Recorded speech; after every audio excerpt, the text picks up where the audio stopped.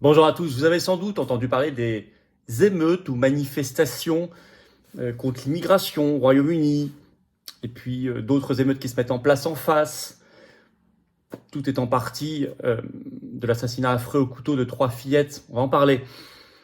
Certains disent le Royaume-Uni vers la guerre civile.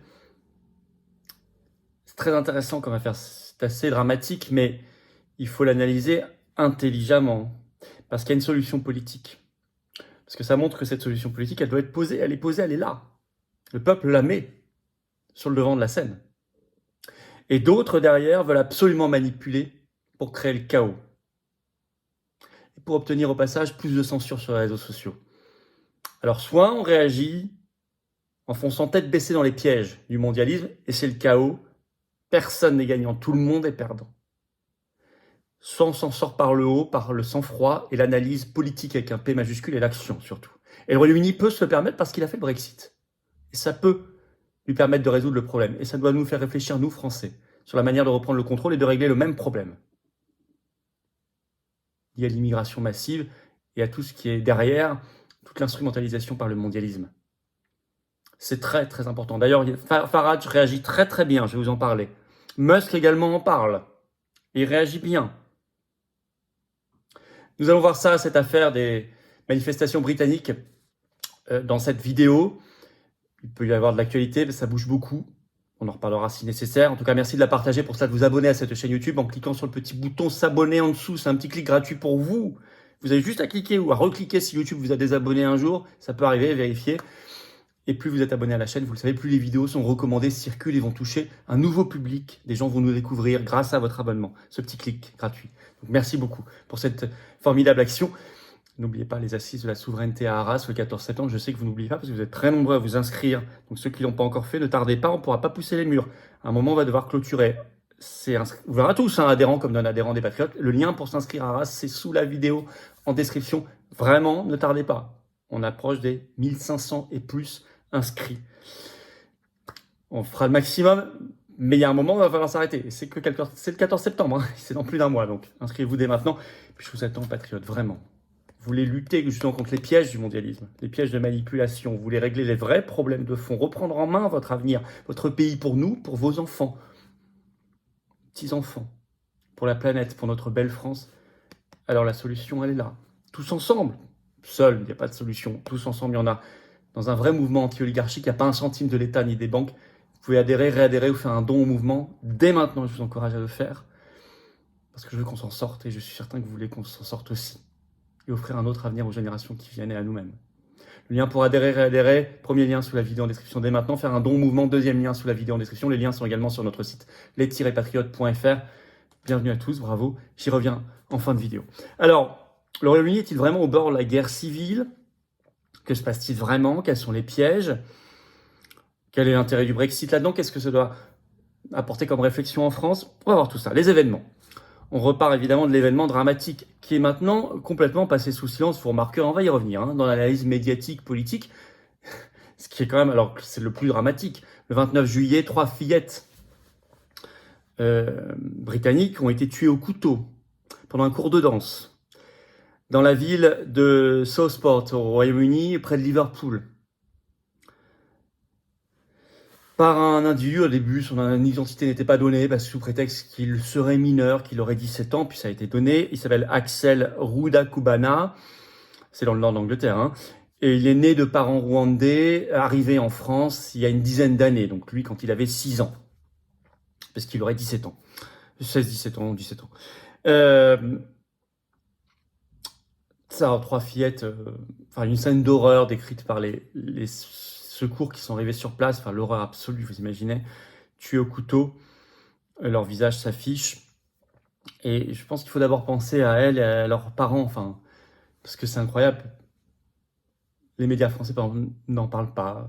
J'écoutais, vous savez, ce 6 août, là, France Info, le matin, il y avait une analyse très savante d'un spécialiste des questions européennes sur France Info qui disait, qui expliquait d'où ça venait, au Royaume-Uni, ça venait de l'extrême droite. On va en parler de tout ça, mais ça venait des réseaux sociaux. Et puis il ajoute au 3e point, puis c'est vrai qu'il y a eu aussi 3 fillettes assassinées la semaine dernière. Mais c'est pas à mettre en 3e position. C'est le problème. Bref, tout ça est révoltant. Alors la suite. Dès le lendemain, colère des Britanniques dans la ville d'abord où ça s'est produit à Southport. Puis, devant une telle colère, un tel effroi, une telle tristesse, puis ça s'est propagé aux villes à côté, Liverpool, Belfast en Irlande du Nord, Bristol, Rotherham, Plymouth et d'autres, avec ce slogan « Trop c'est trop ». Trop d'immigration massive. Parce que c'est évidemment des manifestations tout de suite contre les horreurs faites aux enfants. Parce qu'il y a eu aussi des marches blanches, des bougies, etc. Mais ils ont voulu aller plus loin, en marquant leur colère, en se faisant vraiment entendre. Parce qu'il y en a déjà eu beaucoup des marches blanches et des bougies, et ça n'a pas suffi. Là, ils ont voulu se faire entendre alors, contre les horreurs faites aux enfants et contre l'immigration massive. Alors attention, il y a des pièges derrière tout ça, on va y revenir. Rapidement, il y a eu des contre-manifestations. Alors ça peut prendre des tournures d'émeutes pour une partie des manifestants. Moi je ne dis pas des émeutiers parce qu'il y a beaucoup de manifestants qui ne sont pas du tout dans la violence. Mais il y a aussi une partie qui dérive vers la casse. Alors en face, vous avez eu les antifas qui sont arrivés. On avait même ici.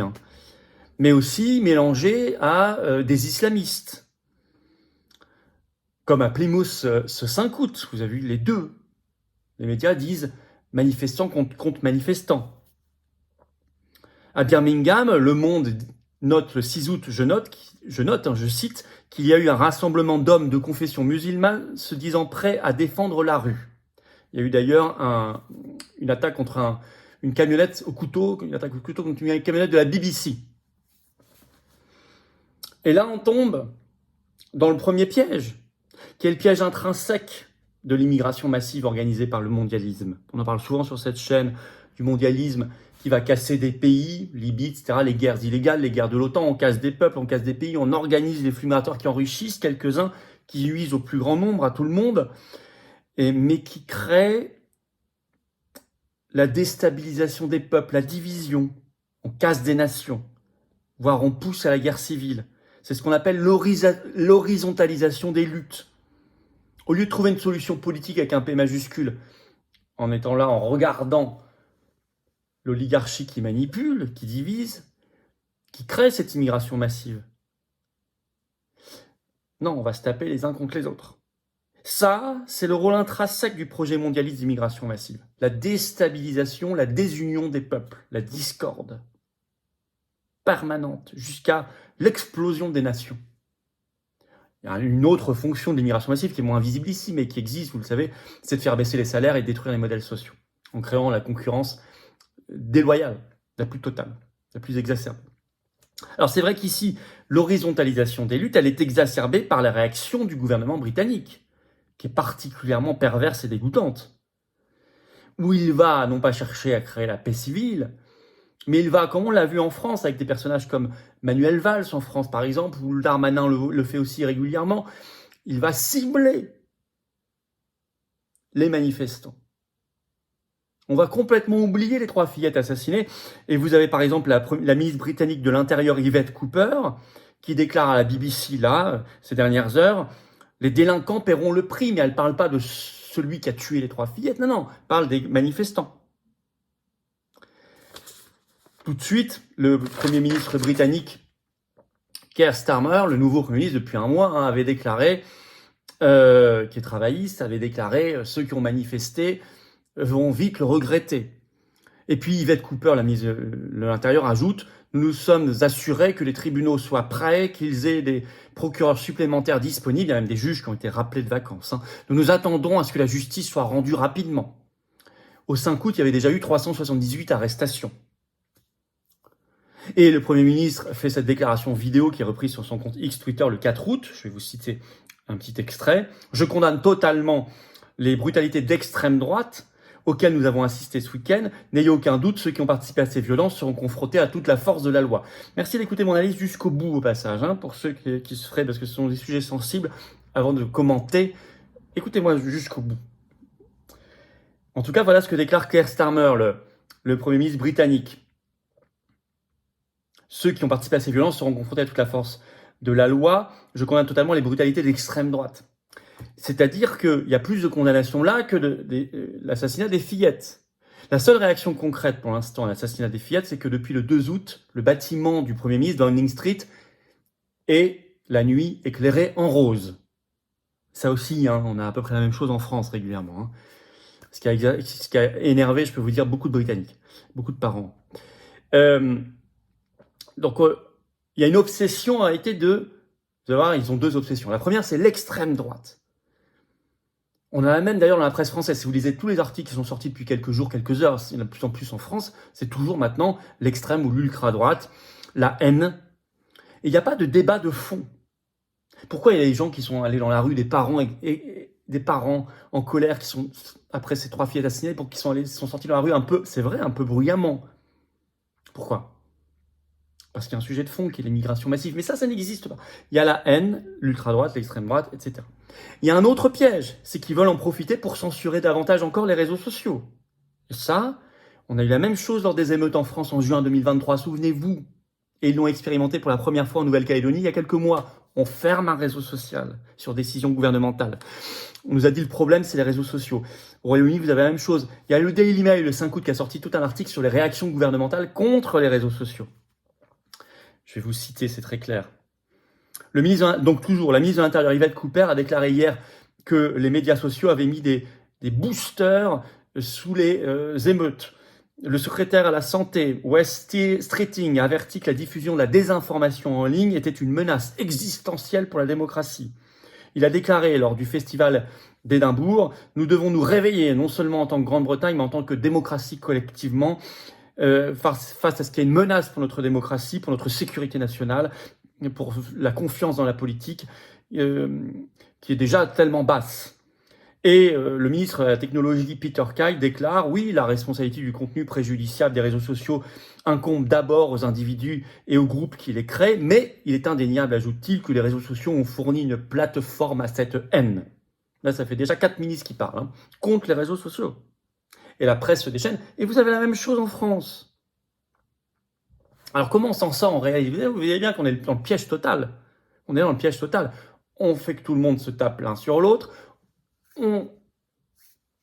Au lieu d'essayer de comprendre qu'il y a quand même 3 fillettes assassinées et qu'il y a trop de meurtres, on dit il y a le problème, ce sont les manifestants, comme en France, le problème c'était les gilets jaunes, c'était les manifestants anti-pass, les manifestants anti-guerre d'Ukraine, etc. C'est toujours eux les coupables. Et finalement, on arrive à ce qu'on censure pour tout le monde les réseaux sociaux. Donc ça, c'est le piège total. On peut s'en sortir par une autre voie. Et elle est réellement politique avec un P majuscule. Et Farage, vous allez voir qu'il a tout compris. Il ne faut pas d'abord nier le problème. Il y a une explosion migratoire au Royaume-Uni, chez nous aussi, hein, mais avec son lot d'exaspération, de violence, etc. Alors attention, ça ne veut pas dire que tous les migrants ou tous les immigrés sont violents. Je le précise, même si normalement ça devrait être évident, je l'ai déjà dit et redit. Je rappelle que dans nos manifestations, parmi nos adhérents patriotes, il y a beaucoup de Français qui sont originaires de l'immigration et qui sont des Français qui adorent la France, etc., qui aiment beaucoup la France, qui ne causent aucun problème, aucune violence. Je le dis, le redis, hein, pour ceux qui veulent avoir une vision binaire des choses. Mais les flux migratoires massifs sont par définition un problème et sont voulus comme tels par le mondialisme. On l'a vu. Le Royaume-Uni, en gros, entre 2016 et 2019, avait des flux d'immigration légale entre 3 et 400 000 par an. C'est ce qu'on a à peu près en ce moment en France. C'était retombé jusqu'en 2021, plutôt entre 100 et 200 000. Puis ça a explosé ensuite, passant de 4 à 800 000 par an. Ça a baissé de 100 000 l'an dernier, mais ils avaient atteint un maximum en 2022. Mais ça reste très élevé.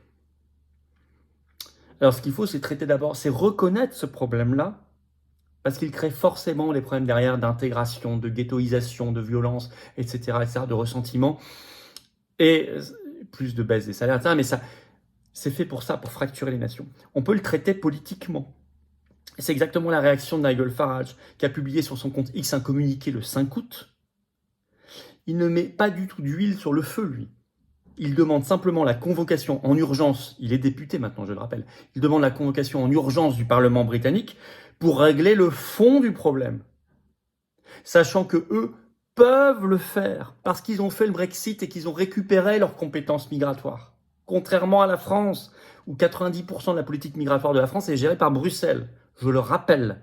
Nous sommes dans Schengen et l'Union européenne et la CEDH. Vous allez voir que le Royaume-Uni en parle aussi, parce qu'ils sont encore, eux, dans la CEDH aussi, mais ils ne sont pas dans Schengen et l'Union européenne. Donc, ils ont récupéré l'essentiel de leurs compétences migratoires, ils ont récupéré leurs douanes, ils ont récupéré leurs frontières nationales, ils ont récupéré la mainmise sur l'asile, ils ne sont pas soumis au pacte migratoire européen, etc. Donc, eux, si le Parlement britannique se réunit en urgence, comme le demande Farage, traite le problème migratoire, ils peuvent le faire. D'ailleurs, ils ont commencé de le faire par une loi du gouvernement précédent qui avait fait baisser déjà l'immigration de 100 000. C'est un début. Mais ils peuvent le faire, eux. Nous, on ne pourrait même pas le faire parce que c'est Bruxelles qui décide de notre politique migratoire et qu'on n'a pas de frontière nationale. Je vais vous lire un tout petit bout de son communiqué à Farage. D'abord, il condamne les violences. Je suis totalement interpellé, dit-il, par le niveau de violence de ces derniers jours. Ces niveaux qui intimident notre démocratie, qui peuvent coûter la vie à des gens. Et les émeutes ne sont pas des solutions de long terme. Donc il est clair. Mais il dit, cependant, la majorité de notre population peut voir le problème que pose l'immigration massive, qui crée de la fracture, qui fracture, qu'elle soit légale ou illégale. Et on doit pouvoir en parler dans le débat public, sans être tout de suite soumis à condamnation. Je le lis, alors je traduis en même temps en anglais, c'est pour ça que je fais à peu près, mais ils avaient trop d'années que je vois qu'on n'a pas le droit de parler de ce sujet-là. Nous devons avoir un débat honnête, dit-il, sur ces questions vitales et redonner confiance aux gens dans la politique pour leur montrer qu'elle peut trouver des solutions à leurs problèmes. Et pour cela, il faut convoquer en toute urgence le Parlement britannique. Vous avez remarqué d'ailleurs que le gouvernement britannique ne l'a pas fait, il n'a pas convoqué, il préfère mettre de l'huile sur le feu. Il n'a pas convoqué le Parlement britannique. Et je rappelle qu'en juillet, lors de sa première intervention comme député au Parlement britannique, Farage a demandé un référendum au Royaume-Uni pour quitter la CEDH et donc pour reprendre le contrôle. Donc il est cohérent jusqu'au bout. Il y en a un autre aussi qui ne tombe pas dans le piège de l'horizontalisation des luttes. C'est Musk qui a répondu sur X Twitter au Premier ministre britannique Keir Starmer, qui avait dit il faut protéger la communauté musulmane. Et il répond, Musk lui répond, Elon Musk, ne devriez-vous pas vous inquiéter des attaques contre toutes les communautés? On parle beaucoup au Royaume-Uni de communiquer, c'est-à-dire contre tout le monde en fait, pour éviter justement l'horizontalisation des luttes. Donc nous devons évidemment comprendre ce qui se passe. Ne pas tomber dans le piège d'exacerber cette ambiance de guerre civile, que ce soit là-bas ou ici. Refuser le piège de la censure des réseaux sociaux, qui n'est jamais une solution. C'est casser le thermomètre, c'est une folie. Ça leur permet par ailleurs de faire beaucoup de choses s'il n'y a plus de réseaux sociaux, en douce. Mais nous devons retrouver au plus vite la maîtrise de notre destin pour ne pas tomber dans cet avenir. Et pour ça, il faut quitter l'Union européenne, Schengen et la CEDH, reprendre le contrôle de notre pays, de la politique des frontières, de la politique migratoire, de la politique de l'asile, de la politique de l'expulsion. Bien sûr, intégralement, arrêter tout ça. Mais pour ça, il faut reprendre le contrôle, faire de la politique au sens réel du terme, avec un P majuscule. Pas de l'amusement de gamins qui analysent les choses par des combats de rue, ça mène à rien et c'est pas de la politique avec un P majuscule. Reprendre le contrôle de la souveraineté nationale, ça c'est de la politique avec un P majuscule. Et vous voyez que c'est ça qui dérange vraiment l'oligarchie et que l'oligarchie, elle, veut la guerre civile. Cette analyse me semble être la bonne. Merci de la partager si vous estimez la même chose. Pour cela, vous pouvez diffuser la vidéo, vous abonner à cette chaîne YouTube par un petit clic en dessous sur s'abonner. Petit clic gratuit pour vous, vous êtes abonné à la chaîne et les vidéos circulent mieux et sont mieux diffusées par YouTube et je vous en remercie. Vous pouvez également vous inscrire aux Assises de la Souveraineté le 14 septembre à Arras par un autre lien sous la vidéo en description. C'est important, il y a un lien d'ailleurs Facebook aussi, vous verrez, pour vous organiser entre vous sur le covoiturage. Tardez plus à vous inscrire. Je vous attends, patriotes. On va régler les problèmes ensemble mais j'ai besoin de vous. Vous pouvez adhérer ou réadhérer dès maintenant, faire un don au mouvement pour nous permettre de financer les assises de la souveraineté, toutes nos actions nécessaires, tous nos affiches, nos tracts, les prochaines élections, rembourser les européennes, on n'a pas été remboursé par l'État. Je rappelle que les Patriotes est un mouvement politique qui n'a pas un centime d'aide de l'État, qui n'a pas un centime de soutien bancaire, qui n'a pas de dette, rien, qui est le plus grand mouvement souverainiste de France, qui fait beaucoup de choses, qui l'a prouvé, qui lâchera pas l'affaire, mais qui peut rien faire si vous n'êtes pas là, comme adhérent, réadhérent ou donateur. Sachant qu'en plus tout ça est défiscalisé aux 2/3 de vos impôts, ça fait baisser vos impôts massivement. En donnant ou en adhérant, en réadhérant à la résistance plutôt que de donner ça au fisc, à Macron. Jeter ça dans la dette, ou Zelensky, Ursula, Brigitte, Macron, etc. Bon, faites vos choix. Vous pouvez en tout cas nous rejoindre et vous serez les bienvenus. Ou nous aider par un don et vous serez fortement récompensés par nos actions concrètes. Alors adhérer, comment on fait? C'est le premier lien sous la vidéo en description. Ce lien, je l'ai mis également en commentaire épinglé, une petite fiche sur l'écran maintenant, et dans quelques secondes, un lien sur l'écran. Choisissez faire un don au mouvement. Deuxième lien sous la vidéo en description. Tous les liens sont en même temps sur notre site, les-patriotes.fr. Voilà. Bravo aux donateurs, aux réadhérents, bienvenue aux nouveaux adhérents patriotes. Vive la France!